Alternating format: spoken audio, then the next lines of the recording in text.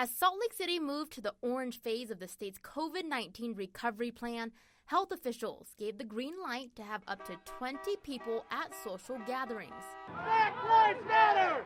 But at demonstrations that began Saturday in response to the death of George Floyd in Minneapolis, we saw thousands of people gathered in close proximity. Anytime we've got people in close contact with one another who don't have either the ability or the willingness to maintain that social distancing, it's a concern to us.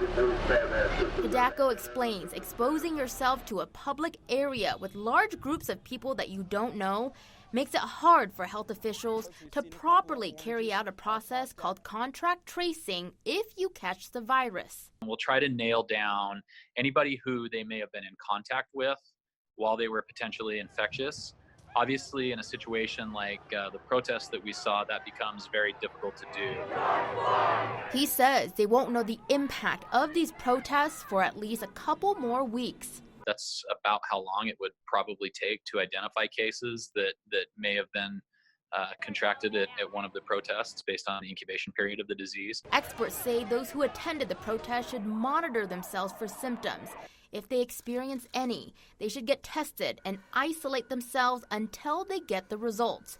Reporting in Salt Lake City, Rosie Nguyen, ABC4 News.